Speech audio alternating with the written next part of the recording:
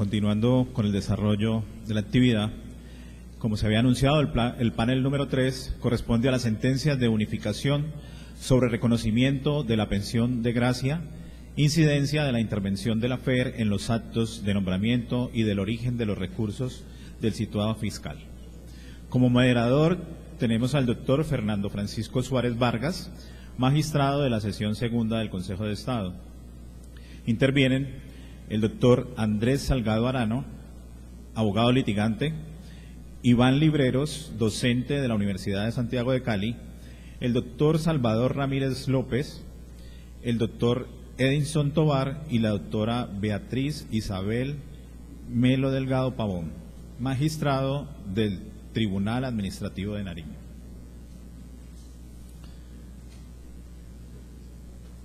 La doctora Beatriz Isabel Melo Delgado Pavón, magistrada del Tribunal Administrativo de Nariño, es abogada de la Universidad de Nariño, especialista en instituciones jurídico-políticas y derecho público de la Universidad Nacional de Colombia y especialista en derecho administrativo de la Universidad de Nariño. Experiencia profesional, 34 años, 19 años al servicio de la Procuraduría General de la Nación y 15 años al servicio de la rama judicial. Andrés Felipe Salgado Arana es abogado titulado de la Universidad Santiago de Cali en 2012 y especialista en Derecho Administrativo de la Universidad Externado de Colombia, abogado litigante con 5 años de experiencia en las especialidades de Derecho Administrativo y Derecho Administrativo Laboral, enfocado en temas prestaciones sociales de los empleados públicos y regímenes especiales del sector docente, empleados de la rama judicial y fuerzas militares y catedrático de Derecho Administrativo en pregrado. Salvador Ramírez López es abogado titulado de la Universidad Externado de Colombia, 1992, y especialista en Derecho Administrativo de la Universidad Nacional de Colombia en el 2009, con amplia experiencia gerencial y manejo de grupos con amplio conocimiento y manejo del Sistema General de Pensiones en el régimen de prima media, con prestación definida y el régimen de ahorro individual con solidaridad. Se ha desempeñado como abogado del Grupo de Asuntos Judiciales de la Caja Nacional de Previsión Social, profesional especializado en el Ministerio de Trabajo y Seguridad Social, jefe del Departamento Nacional de Compensaciones y Beneficios del IS, consultor ante el Ministerio de la Protección Social en FONADE y actualmente desempeña como director de Defensa Jurídica Profesional de la Unidad Administrativa Especial de Gestión Pensional y Contribuciones Parafiscales de la Protección Social, UGPP. El doctor Iván Libreros es abogado titulado de la Universidad de San Buenaventura, especializado en Derecho Laboral y Seguridad Social de la Universidad San Buenaventura de Cali y en Docencia Universitaria de la Universidad Cooperativa de Colombia. Magíster en Derecho Constitucional de la Universidad Libre de Cali, con diplomados en Conciliación y Derecho Disciplinario. Profesional con amplia práctica en el campo del área laboral, seguridad social integral y derecho laboral administrativo. Abogado litigante con extensa experiencia en el ámbito académico en calidad de docente titular y catedrático universitario, con experiencia aproximada de más de 16 años en prestigiosas universidades del Valle del Cauca. Se ha desempeñado como director de Talento Humano, jefe de área de Servicios Generales y jefe de área jurídica en Acuavalle S.A. ESP, jefe del Departamento de Ventas y jefe del Departamento Jurídico en Empresa Inversiones CLAR Limitada, asesor jurídico de control disciplinario y asesor jurídico de la Secretaría de Educación en la Alcaldía Municipal de Cali. Docente universitario en la Universidad de San Buenaventura, Universidad del Valle, Universidad Cooperativa de Colombia, Universidad Nacional de Palmira, Universidad Antonio Nariño y Universidad Libre de Cali. El doctor Edinson Tovar es abogado titulado de la Universidad del Cauca, especialista en Derecho Administrativo Laboral y Derecho Contencioso Administrativo de la Universidad Externado de Colombia, cursando actualmente maestría en Derecho del Estado con énfasis en Derecho Administrativo. Ha realizado cursos en Derechos Humanos en el Instituto de Derechos Humanos y en la Organización de los Estados Americanos, OEA. También ha participado en diversos concursos a nivel universitario en Derechos Humanos en representación de la Universidad del Cauca. Se ha desempeñado como abogado externo de la Caja Nacional de Previsión Social, Cajanal, hasta el año 2013 y de la Unidad Administrativa Especial de Gestión Pensional desde el año 2013 a la fecha. abogado litigante desde mayo de 2008 hasta la fecha, pasante en la Comisión Interamericana de Derechos Humanos, en la Relatoría de Pueblos Indígenas del 10 de octubre del 2007 hasta el 26 de marzo de 2008, y COASH, Equipo de Derechos Humanos de la Universidad del Cauca, de febrero a mayo de 2007. Doctor Rafael Francisco Suárez. Muy buenos días para todos los panelistas, muy buenos días para todo el auditorio. Se encontraban las herramientas reunidas en asamblea en un desorden total y dijeron: vamos a nombrar presidente, es necesario nombrar presidente. ¿A quién nombramos? Y echaron ojo y dijeron: no, nombremos al Martillo, ese tipo tiene carácter, ese tipo tiene personalidad, es el presidente que necesitamos. Y nombraron al Martillo. A los 3 días todo el mundo aburrido: no, qué tipo tan arbitrario, no, qué tipo tan autoritario, revoquémosle el mandato. Y le revocaron el mandato. Y entonces, ¿a quién nombramos? Nombremos al Tornillo. Sí, ese man no es autoritario, ese man no es arbitrario, nombremos al Tornillo. Y nombraron al Tornillo. Y a los 3 días todo el mundo aburrido porque le daban mucha vuelta a todos los asuntos. Dijeron: revoquémosle el mandato. ¿A quién nombramos? Nombremos a la Lija. Sí, la Lija no es arbitraria, la Lija no le da vuelta a los asuntos, esa es la señora que necesitamos. Y a los 3 días todo el mundo aburrido: qué señora tan áspera. Decidieron revocarle el mandato. ¿Y a quién nombraron? Nombremos al Metro. Sí, el Metro no es autoritario, el Metro no es arbitrario, el Metro no le da vuelta a los asuntos, el Metro no es áspero, pero se la pasa midiendo a cada uno. El caso es que cuando estaban en pleno desorden y en plena asamblea, llega el escultor, llega el carpintero, coge el trozo de madera, coge el trozo de piedra y hace una magnífica escultura. A eso le está jugando la sección segunda, a coger todas las herramientas que ustedes en el campo académico, que ustedes en el campo jurisdiccional nos están brindando para tratar de hacer verdaderas sentencias de unificación que garanticen los derechos de los coasociados y garanticen los principios del Estado Social de Derecho. En la actualidad en Colombia existen 1.129.000 cargos públicos, de ellos 327.000 son cargos docentes. Lo anterior quiere significar que el Estado colombiano es el principal empleador dentro de nuestra sociedad. Y lógicamente esas relaciones laborales generan muchos conflictos. Y esos conflictos pueden ser vistos desde 13 núcleos temáticos: noción y clasificación de empleos, competencias y requisitos para su ejercicio, creación, supresión y fusión de empleos, formas de provisión, situaciones administrativas, derechos, deberes y prohibiciones, carrera administrativa, régimen salarial, régimen prestacional, régimen disciplinario, estímulos y distinciones y formas de retiro. Muchos de esos conflictos pueden ser considerados casos fáciles que se resuelven con la fórmula del silogismo: premisa mayor norma, premisa menor hecho y conclusión. Pero muchas de esas controversias son verdaderos casos difíciles entendidos como aquellos en los cuales juristas expertos no están de acuerdo en la solución única que cabe darle. Y el tema de pensión gracia sí que nos presenta aristas de simplicidad y aristas de complejidad. Y estas aristas de complejidad son las que les propongo al panel que tratemos de absolver. Para resolver esos conflictos, yo los pongo en contexto. La ley 39 del año 1903 determinó que la educación primaria iba a ser prestada por las entidades territoriales y la educación secundaria iba a ser prestada por la nación. Más adelante viene la ley 114 de 1913 que crea la famosa pensión gracia para los docentes de primaria. Y la creó porque había notables diferencias entre la remuneración de los docentes de secundaria y la remuneración de los docentes de primaria. Consideró el legislador que la labor docente era una labor ardua, una labor donde había que ejercer principios como tenacidad, esfuerzo, donde el docente tenía que trasladarse a grandes distancias, atravesando ríos, trochas, veredas, para llegar a cumplir su misión.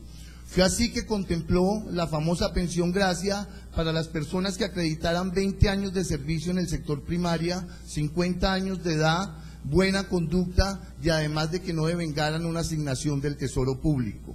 Ello de conformidad con el artículo 64 de la Constitución del 86, que reproduce el artículo 128 de la Constitución del 91, según el cual nadie podrá devengar más de una asignación que provenga del Tesoro Público, salvo los casos exceptuados en la ley. Más adelante, a través de la Ley 116 de 1928, la pensión gracia se hizo extensiva a los normalistas, y posteriormente, a través de la Ley 37 de 1933, se hizo extensiva a los docentes de secundaria. Y ese era el panorama que se estaban viviendo. Viene luego el tema del situado fiscal, a través del acto legislativo número 1 de 1968, la creación de los FER, los fondos educativos regionales, y finalmente, a través de la Ley 43 de 1975, se nacionalizó la educación. ¿Qué quiso significar este proceso de nacionalización de la educación? Que la educación que venían prestando las entidades territoriales pasó a ser incorporada a la nación. Allí se previeron 3 tipos de docentes: los docentes nacionales, es decir, aquellos que siempre habían tenido un nombramiento nacional; los docentes nacionalizados, que eran aquellos docentes territoriales que fueron incorporados al proceso de nacionalización; y los docentes territoriales, es decir, aquellos que siempre fueron nombrados por entidades territoriales. Viene la Ley 91 de 1989 y deroga la pensión gracia. Deroga la pensión gracia, pero establece un régimen de transición y determina que la persona que haya acreditado los derechos para acceder a la pensión gracia continuará con ese reconocimiento, que los docentes que lo llegaren a causar podrán obtener el reconocimiento de la pensión gracia, y que los docentes vinculados a partir del 31 de diciembre de 1980 no tendrían derecho a la pensión gracia. De esta manera se estableció un régimen de transición, y ese régimen de transición es válido en la medida en que en materia laboral, administrativa, el ordenamiento jurídico no es intocable, no es inmodificable. En materia laboral, administrativa, el ordenamiento jurídico se puede modificar por razones de política macroeconómica, por razones de sostenibilidad fiscal, pero para no violentar derechos adquiridos y para no violentar expectativas legítimas se establecen regímenes de transición. Y así se ha hecho en materia de cesantías, así se ha hecho en materia de prima técnica, así se ha hecho en materia de pensiones y por supuesto en materia de pensión gracia. Señaló la Ley 91 del 89 que había 3 tipos de docentes: los nacionalizados, los nacionales y los territoriales. Más adelante viene la Ley 60 del 93, que incorpora a los FER a las entidades territoriales, que departamentaliza la educación, y finalmente viene la Ley 715, que municipaliza la educación. Aclaro entonces, la Ley 43 del 75 nacionalizó la educación, la Ley 60 del 93 departamentalizó la educación y la Ley 715 municipalizó la educación. Y el problema jurídico se presentó en el seno de la jurisdicción contenciosa y en el seno del Consejo de Estado. Y la pregunta es, ¿a quién se le debe reconocer la pensión gracia? En ese momento la sección segunda estaba integrada por 2 subsecciones, como hoy en día, la subsección A y la subsección B. Una de estas subsecciones señalaba que se debía reconocer a todos los docentes nacionalizados y nacionales, y otra subsección decía que solamente se debía reconocer a los docentes nacionalizados. Es así que el doctor Nicolás Pájaro Peñaranda, magistrado de la sección segunda, lleva el asunto por importancia jurídica a la Sala Plena del Consejo de Estado, y la Sala Plena del Consejo de Estado, mediante la sentencia S-699 del 29 de agosto de 1997, marca un derrotero trascendental. Allí se dice que la pensión gracia solo se debe reconocer a los docentes nacionalizados, que no se debe reconocer a los docentes nacionales. ¿Eso violenta el derecho a la igualdad, doctor Salvador? No, mi criterio no lo vulnera, en la medida que, primero, pues, porque la pensión gracia tiene unas razones históricas en su creación, y era precisamente, como decía el doctor Rafael, en virtud de que los docentes de los órdenes territoriales tenían una serie de desventajas frente a los docentes del orden nacional. Eso por un lado. Y en segunda medida porque la pensión gracia como tal, a partir del 31 de diciembre de 1980, para los docentes que se vincularon con posterior a esa fecha, ya no existe, ni para los docentes del orden nacional, ni para los docentes del orden territorial. ¿Y por qué? ¿Y por qué se da eso? Se da porque las diferencias que en su momento originaron la necesidad de esa prestación, pues desaparecieron con la nacionalización. En esa medida, únicamente se persisten en virtud del régimen de transición que previó la Ley 43, la Ley 43, con relación a la Ley 43 del 75, la Ley 91 del 89. ¿Para quiénes? Para las personas que otrora ya traían ese derecho, para que en el momento de que desapareciera el mismo, no impactara gravemente a aquellas personas que estaban próximas o que tuvieran una expectativa más o menos legítima de adquirir ese derecho a la pensión gracia. Entonces, en esa medida, considero que no se vulnera el derecho a la igualdad. Doctor Iván.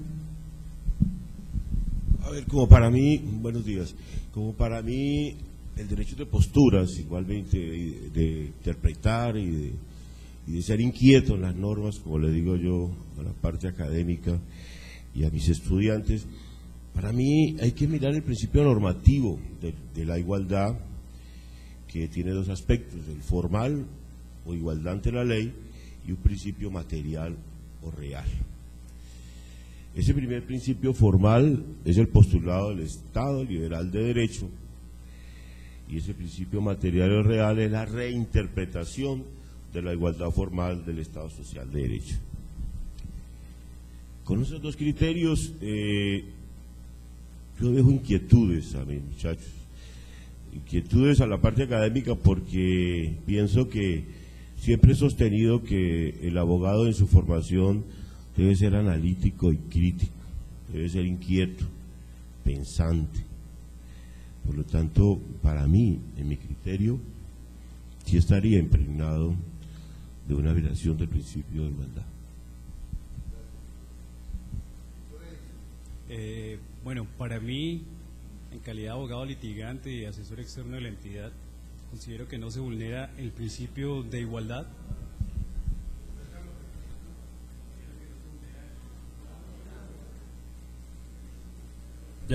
Considero que no se vulnera el principio de igualdad en la medida en que la sentencia de unificación de la Sala Plena determina el componente histórico de la Ley 114 de 1913 y las demás leyes que la reformaron o adicionaron, y en esa medida determina que la existencia de la Ley 114 de 1913 se dio con ocasión a las circunstancias graves en las que se encontraban los docentes del orden territorial, en la medida en que los recursos que provenían para financiar la educación a nivel territorial pues eran escasos, y en ese sentido era necesaria la intervención del Estado.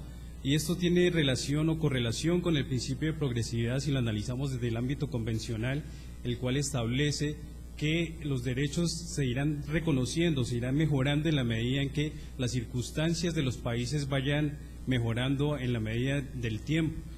Y en ese sentido, pues, también considero que no se vulnera en la medida en que los recursos del Estado no son ilimitados. Con los muy buenos días a todos los panelistas y a los presentes.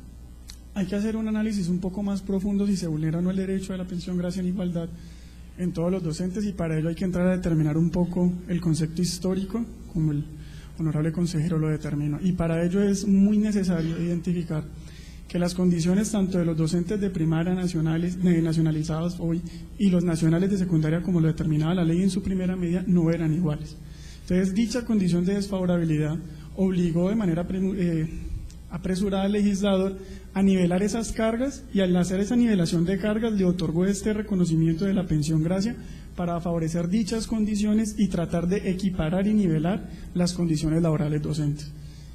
Pero esto es dinámico y cambiante, y en un estado social como el que es hoy Colombia, esas condiciones han ido mutando al punto de que los docentes incluso nacionales y los hoy nacionalizados tienen ciertas condiciones, hay estatutos docentes que regulan esas condiciones en un marco de favorabilidad o de aplicación de principios homogéneos.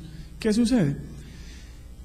No se vulnera el derecho de la igualdad, toda vez de que el legislador, por remisión legal al artículo 150 de la Constitución Política, le faculta la posibilidad de determinar la temporalidad de determinadas normas cuando éstas generaban afectaciones al sector docente, y es por eso que nace la Ley 91 de 1989 y en su artículo 15, numeral segundo, determinó una temporalidad exacta para coordinar que todos los docentes vinculados hasta el 31 de diciembre de 1980 eran beneficiarios de la pensión gracia si cumplían con el lleno total de requisitos contenidos en la ley.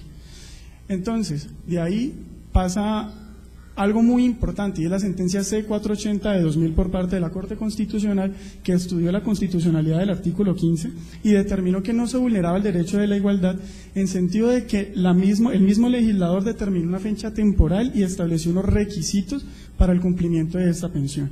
Por lo tanto, en estas condiciones no hay vulneración al derecho de la igualdad y se debe conocer un poco el trasigar del mismo derecho para poder hoy solicitarlo en sede judicial.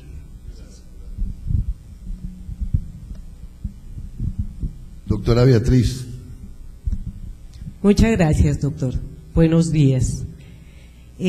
Yo creo que realmente, como lo han dicho quienes me antecedieron en la palabra, no existe una violación al derecho de la igualdad en que se otorgue una pensión gracia a los docentes territoriales y nacionalizados y no a los docentes nacionales, porque fue justamente podríamos decir, la desigualdad que se creó a través de la Ley 39 de 1903, cuando se ubicó en cabeza de los territorios la educación primaria y en cabeza de la nación la educación secundaria, lo que dio lugar a una discriminación salarial y prestacional que trató de compensarse a través de la Ley 114 de 1913 con la creación de la pensión gracia. Y justamente a raíz de esa situación fue que con la expedición de la Ley 43 del 75 se trató de igualar las situaciones tanto de las personas que en ese momento tenían derecho a la pensión gracia en materia prestacional y salarial con los docentes nacionalizados, y por eso se optó porque aquellos que venían del régimen territorial se nacionalizaran. Esa era justamente la idea que traía esa normatividad. Y adicionalmente, por la misma época, en 1993, se emitió también, tratando de acabar con una desigualdad que existía entre los docentes, que se emitió la Ley 60 del 93 justamente para incorporar a quienes venían de estar contratados con las mismas obligaciones de los docentes vinculados, para que se incorporaran en las nóminas oficiales. Entonces, ¿qué quiere decir esto? Que ha sido el legislativo y que ha sido la jurisprudencia a través del tiempo los que han tratado de hacer una equiparación, que significa que desde ningún punto de vista existe una desigualdad cuando a los territoriales y a los nacionalizados se les reconoce una pensión gracia de jubilación, lo que no ocurre con los docentes nacionales. Gracias, doctor. Muchas gracias, doctora Beatriz. Evidentemente, la Corte Constitucional y el Consejo de Estado se han pronunciado sobre el principio de igualdad. La Corte Constitucional, a través de la sentencia C479 del 98, Carlos Gaviria, C84 del 99, con ponencia del doctor Alfredo Beltrán, y C489 del año 2000, analizaron el tema de la igualdad, y de la ratio decidendi de estas sentencias concluye uno que hay tres fundamentos para sostener que no se violenta el derecho a la igualdad. El primer fundamento hace referencia a que cuando se creó la pensión gracia en ese momento histórico, la situación de los docentes de primaria era diferente de la situación de los docentes de secundaria y de los docentes normalistas. La segunda razón que expone la Corte Constitucional es que los recursos del Estado son limitados. Y la tercera razón que esgrime hace referencia a que no es la misma la situación del docente nacionalizado que el docente nacional. Pero entremos en materia y aboquemos el segundo núcleo problemático. Llegamos a la conclusión de que la pensión gracia solamente se reconoce al docente nacionalizado. Y yo como juez siento mucha inquietud al momento de reconocer o negar una pensión gracia, y es la de determinar cuál es la prueba madre que me sirve para establecer que el docente es nacionalizado. todos los que hemos sido jueces, magistrados de los tribunales y del Consejo de Estado, apenas estamos resolviendo un tema de pensión gracia, lo primero que vemos es una documental que emite la Secretaría de Educación, que tiene una referencia a docentes nacionalizados, docentes nacionales y docentes territoriales. Y al frente de cada una de esas denominaciones hay una casillita. Y en esa casillita basta una X en el tema de nacionalizado para reconocer la pensión gracia.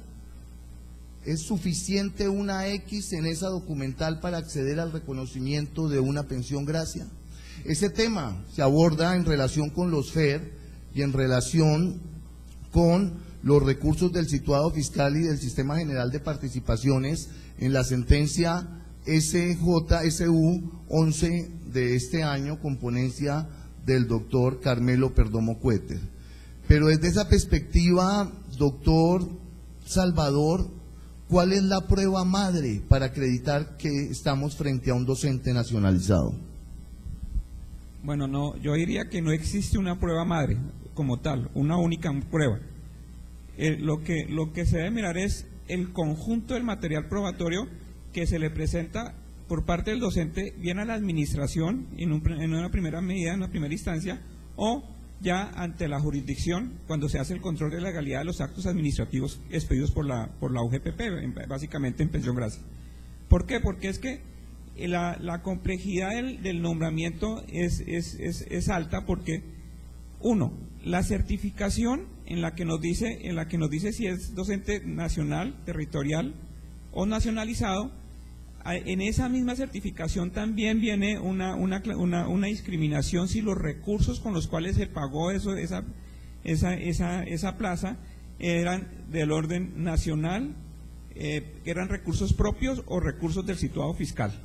Entonces, eso tiene que tenerse en cuenta ambas instancias de la información, porque nos va a permitir determinar en realidad ese docente de dónde era su procedencia. Lo otro es el acto de nombramiento. El acto de nombramiento, digamos, el artículo primero de la ley 91 del 89, y es muy claro, dice: ¿quiénes son docentes nacionales? Los que provengan su nombramiento del gobierno nacional. ¿Quiénes son los docentes nacionalizados? Los que venían siendo territoriales y en virtud de la ley 43 del 85 pasaron a la nacionalización, listo, no hay problema, y los que se hayan vinculado a partir del 1 de enero de 1981 con el visto bueno, o sea, con la anuencia del representante del Ministerio de Educación en el FER. ¿Por qué? Porque era el que determinaba si existía la plaza y existían los recursos para pagar ese docente. ¿Y quién eran los docentes territoriales? Los territoriales anteriores que por algún motivo no entraron a la nacionalización, y los que sin el requisito del visto bueno del Ministerio de Educación nombraran los territorios.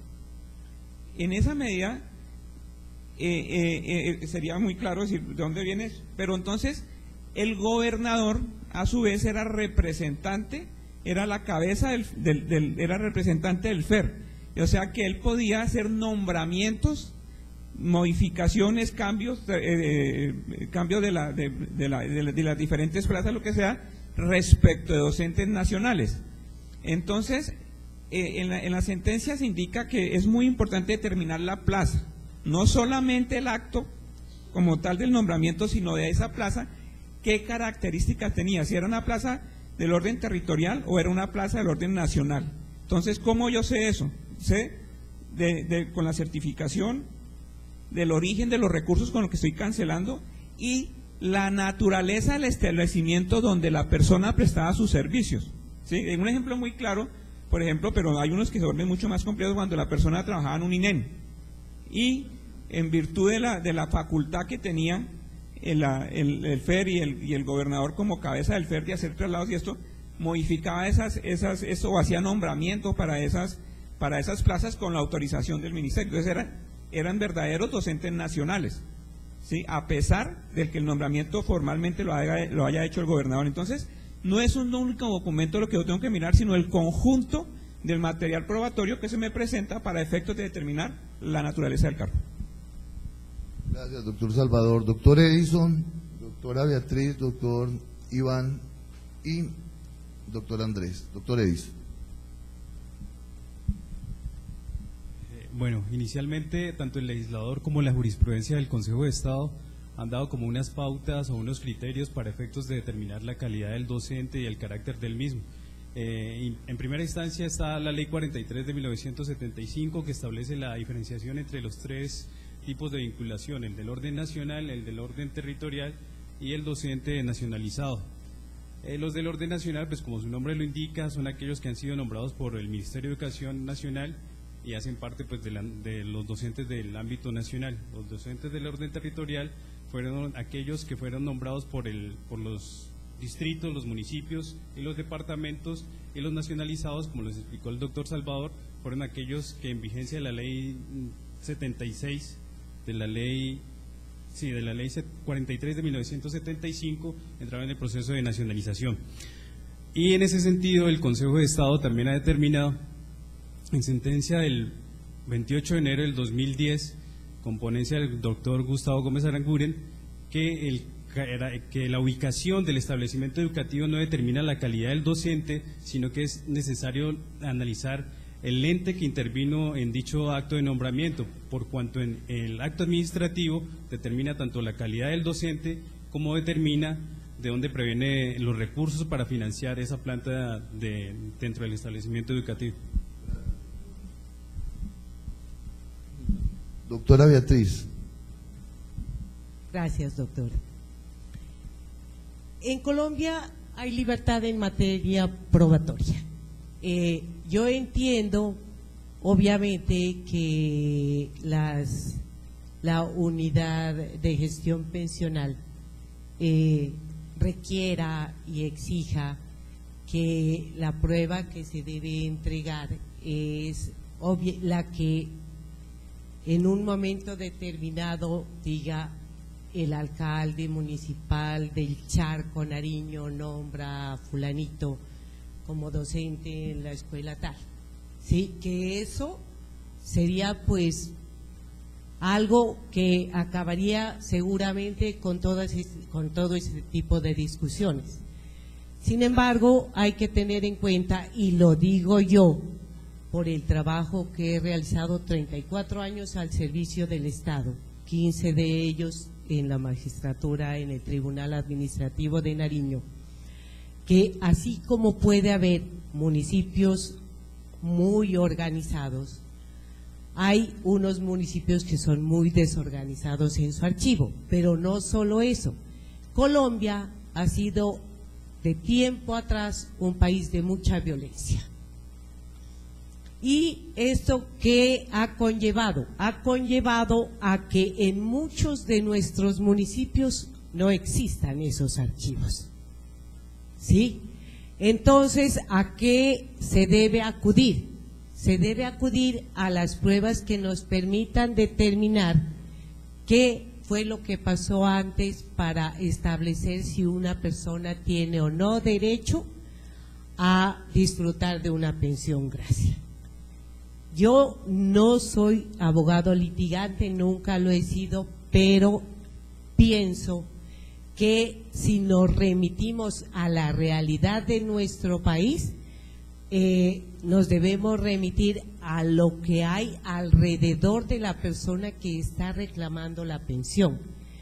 Si el Consejo de Estado en este momento está diciendo se debe determinar quién realizó el nombramiento para decidir si esa persona tiene o no derecho por ser un docente territorial o un docente nacionalizado, es porque conoce de la realidad de nuestro país y la pone en el contexto de lo que se requiere para poder reconocer el derecho de una persona que no tuvo las prebendas salariales y prestacionales que un docente nacional. Entonces, me parece que no nos debemos circunscribir solamente a tener los decretos de nombramiento, las actas de posesión, que yo he visto que en innumerables situaciones se exigen por las entidades de previsión social para reconocer ese derecho, sino que se le debe dar la real, la cabal relevancia que tiene cada prueba cuando se presenta, pero que obviamente, y estoy totalmente de acuerdo, que la demostración principal que se debe hacer es que la plaza que ocupó el docente era territorial o que posteriormente se nacionalizó para que tenga derecho a acceder a la pensión. Gracias. Gracias, doctora Beatriz. Doctor Iván. A ver, lo que pasa es que muchas veces hay certificaciones falsas y por esa razón entonces una de las gran pruebas que yo diría es el acta de nombramiento o el nombramiento. Sin embargo, doctora, pues usted aduce que sí, hay unas situaciones donde no existe o no se da, pero en el evento también dice la sentencia que el alto tribunal igualmente analizó en el caso de Gladys Amanda Hernández, que en el año 2008 completó 20 años de trabajo, que el reconocimiento de esa pensión de gracia era indispensable acreditar el cumplimiento de la totalidad de los requisitos establecidos en la norma que regula y que se encuentran prestando los servicios de los planteles, tanto distritales como municipales, como departamentales. Entonces, en este caso, para esta sentencia que unificó, tuvo que presentar igualmente los nombramientos, los diferentes, y esa fue la prueba, para mí, la prueba reina. Ese es pues mi criterio respecto a qué es lo que debe analizar, porque pues igualmente hay muchas certificaciones falsas en el medio y usted sabe que aquí en Colombia echa la norma, echa la trampa. Bueno, al respecto es necesario hacer unas observaciones que la misma sentencia de unificación aborda y que se deben tener en cuenta para determinar cuál es el elemento probatorio idóneo para determinar el reconocimiento de pago de una pensión gracia. Entonces, en ese sentido, la sentencia de unificación aborda algo muy interesante y es determinar la calidad de la plaza. Entonces, hace un avance significativo de lo que significó el situado fiscal o el sistema general de participaciones para determinar si esos dineros de forma exógena pertenecían a la administración de la entidad territorial y por ende la plaza era territorial, municipal, distrital, departamental, en cualquiera de esos escenarios. La sentencia es muy interesante en determinar esa condición, pero en el lleno completo de los demás requisitos establecidos en la ley hay unos elementos probatorios que no solamente basta el decreto de nombramiento en la mayoría de los casos para determinar que dicha condición es exégeta y su cumplimiento debe ser aceptado tanto en sede administrativa o en estamentos judiciales. ¿Por qué? Porque hay pruebas que no cumplen con hay decretos de nombramiento que debido a múltiples factores no cumplen con el lleno de los requisitos o no se pueden lograr determinar las condiciones reales en el sector docente. Entonces, ante esta situación se deben analizar, debido a la pluralidad de pruebas que se pueden abordar en la jurisdicción colombiana, aportarse y ser analizadas y valoradas en debida forma.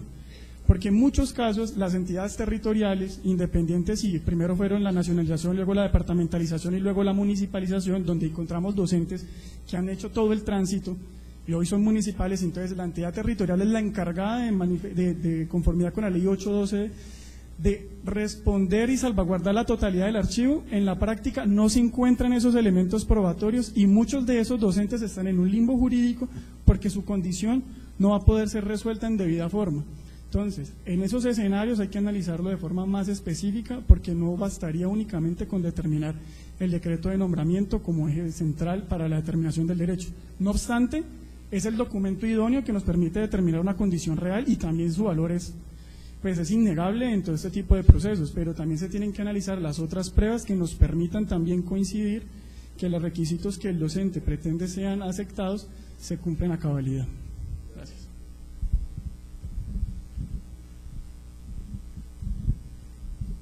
El artículo primero de la ley 91 del 89 dice que la calidad de docente se acredita a través del nombramiento.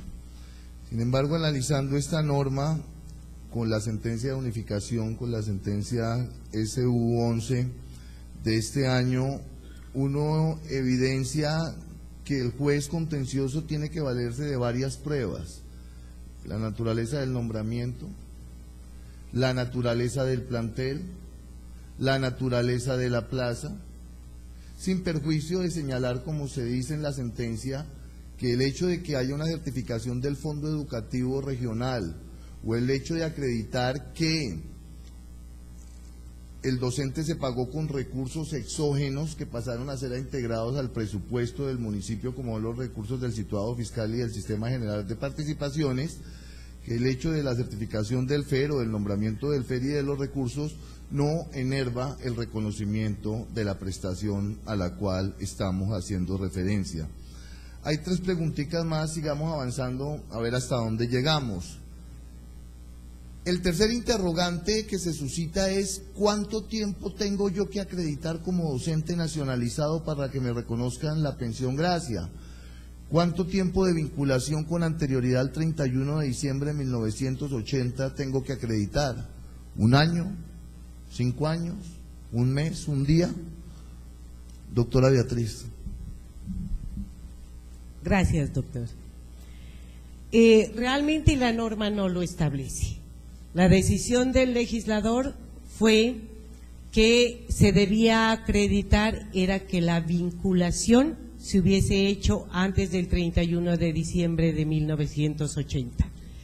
Y aunque en algunas oportunidades se ha negado el derecho a la pensión gracia porque el docente no estaba efectivamente vinculado a 31 de diciembre de 1980, realmente ese no constituía un requisito.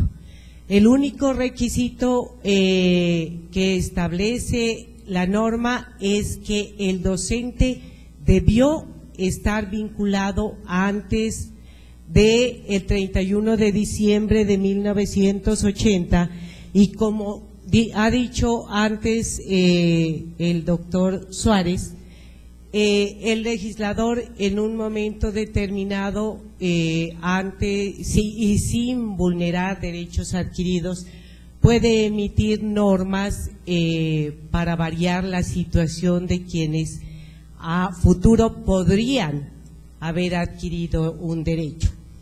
En ese caso, como el legislador no ha previsto cuánto tiempo, yo pienso que en ningún momento la entidad de previsión social para hacer el reconocimiento del derecho podría hacer una extensión solicitando que fuera un tiempo determinado a aquel que elaboró antes del 31 de diciembre de 1980. Doctor Salvador. No, digamos que no hay nada diferente que agregar. Es clarísimo que la norma no establece ningún tiempo mínimo de permanencia y donde no distingue la ley, pues no le es dable hacerlo al intérprete, entonces pues no tengo nada adicional que agregar. La doctora Beatriz es correcto, incluso hasta antes y después, es decir, la norma es que diga antes del 31 de diciembre de 1980. Ese es para mí un requisito sine qua non, o sea, verdadero, real. Sí, o sea, la norma como tal no distingue como cuál sería el tiempo de servicios, pero el artículo 3 de la ley 114 incluso permite la posibilidad de completar esos 20 años de servicio siempre y cuando hubiese estado vinculado hasta el 31 de diciembre de 1980. Entonces los 20 años se podrían completar antes o posterior a esa época en que entró en vigencia dicho requisito.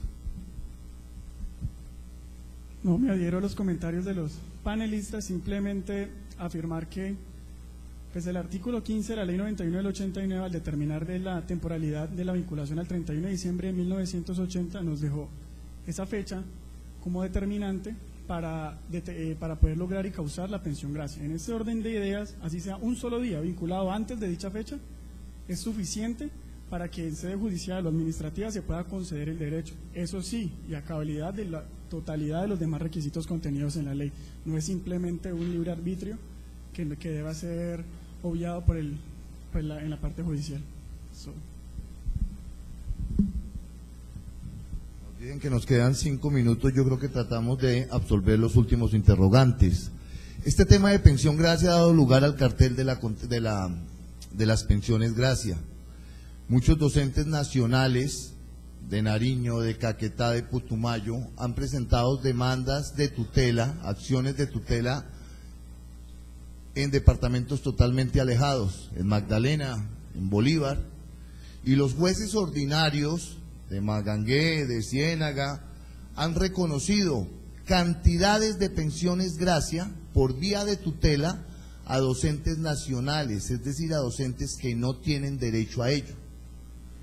Esas sentencias han quedado en firme, se le mandaron a la Caja Nacional de Previsión para que les diera cumplimiento, y la Caja Nacional tuvo que darles cumplimiento, porque si no incurrían en desacato. ¿Y cuál fue el instrumento o el mecanismo que adoptó Cajanal? Darle cumplimiento, pero demandar por vía de nulidad y restablecimiento del derecho su propio acto ante la justicia contenciosa. Dos preguntas, 2 minuticos cada uno. ¿Es viable que se demanden esos actos de ejecución, entre comillas, ante la jurisdicción competente a través del medio de control de nulidad y restablecimiento del derecho? Esas personas que percibieron mesadas pensionales con ocasión de esas sentencias tienen que haber devolución de lo percibido. Doctora Beatriz. Muchas gracias, doctor.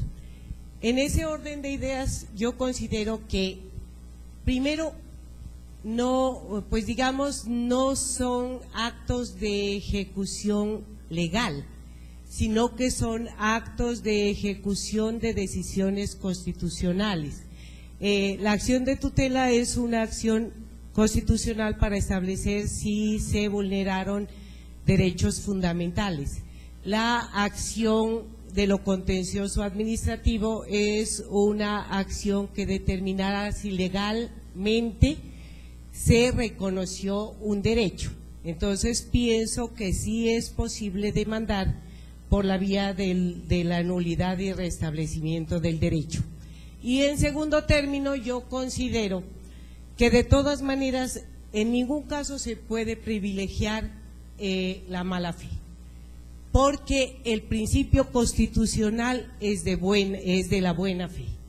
El doctor William Hernández en el panel anterior decía que una persona todo el tiempo decía: me sustituyeron la firma, y nadie le hizo caso, y por eso siempre perdió en sede disciplinaria un caso hasta que alguien por fin consideró que podría tener razón.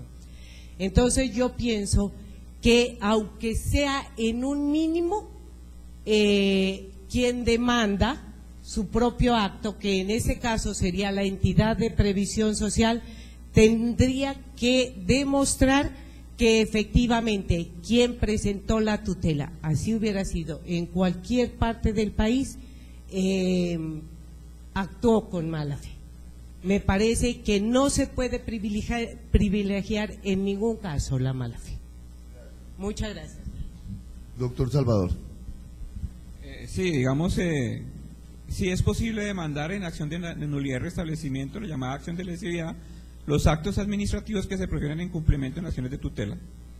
Fundamentalmente por las razones que explicaba la doctora, porque es que la acción de tutela es para proteger derechos fundamentales y no para establecer la legalidad de los reconocimientos. Para eso está el juez natural, y el juez natural, con el lleno de las formalidades propias del juicio contencioso administrativo, debe absolver si la persona tiene o no tiene derecho al reconocimiento que se le efectúa a través del acto administrativo en las condiciones indicadas. Y respecto a la posibilidad de que las personas devuelvan los recursos cancelados en virtud de fallos irregulares de tutela, pienso que es un tema que debe ser precisamente de debate probatorio dentro del proceso de nulidad y restablecimiento del derecho. Necesariamente tendría que desvirtuarse la buena fe con que actuó la persona ante la administración para poder recuperar esos recursos.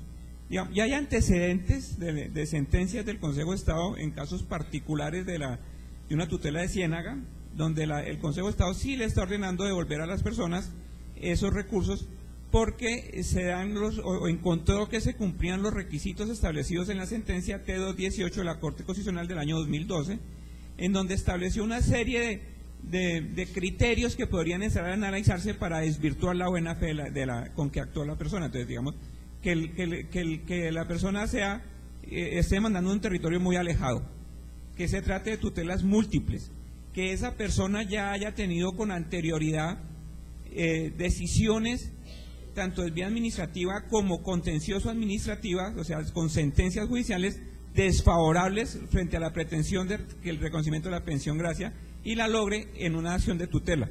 Ese tipo de cosas son las que deben analizarse y probarse para poder entrar en el caso concreto, desvirtuar la mala fe del docente. Bueno, yo pienso primero que estamos hablando de unos derechos adquiridos, porque eso tiene la connotación.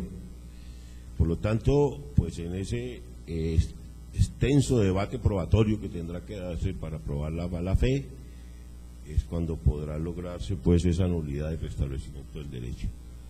Debate largo, proceso que igualmente genera pues una situación de muchos requisitos o muchas formalidades, llamémoslo así. Sin embargo, para mí no hay lugar a devolver esos dineros, muy difícilmente pueden entrar a recuperarse, eso pues dentro del campo litigioso, mirándolo dentro de la parte que converge la acción jurídica en este caso para llevarla a cabo. Y el debate probatorio de probar la mala fe siempre también es extenso, pero es viable, es posible igualmente. Yo solamente quisiera complementar lo que ha dicho el doctor Salvador, y es en la medida en que la posición que ha adoptado tanto el Consejo de Estado como la Corte Constitucional para efectos de la devolución a título de restablecimiento del derecho en los casos en que la entidad actúa como demandante es la teoría del fraude lo corrompe todo o la cosa juzgada aparente o fraudulenta. Y en ese sentido, lo que la Corte Constitucional y el Consejo de Estado han ordenado es que si se cumplen los requisitos a los cuales ha hecho referencia el doctor Salvador, habría lugar entonces a ordenar las sumas de dineros pagadas indebidamente o en exceso en favor de la entidad demandante. Me adhiero a la totalidad de las conclusiones de los panelistas. Sin embargo, mira que la Corte lo ha dicho que ahí lo ha recibido de buena fe esos dineros, de buena fe en un comienzo, por eso de pronto se hace difícil entrar a... Lo cierto es que la jurisdicción contenciosa ha admitido esas demandas de nulidad y restablecimiento del derecho en que Cajanal o la UGPP están demandando sus propios actos. Simplemente una reflexión. A la luz del código anterior, artículo 136, se consagró la acción de lesividad con base en el derecho español y la norma decía que la administración tiene 2 años para demandar su acto. Si nosotros leemos el artículo 164 del actual código, en ningún lado aparece la potestad de la administración de demandar su propio acto. Antes era dentro del término de 2 años. Hoy diría uno que dentro de los 4 meses, pero como se trata de una prestación periódica, puede demandarse en cualquier momento. Y corroboro lo que dice el doctor Salvador en el sentido de que el juez contencioso tendrá que tener en cuenta los diferentes elementos de juicio que obren dentro del proceso para acreditar la mala fe. Créanos que para nosotros ha sido muy grato compartir con ustedes este panel y muchas gracias.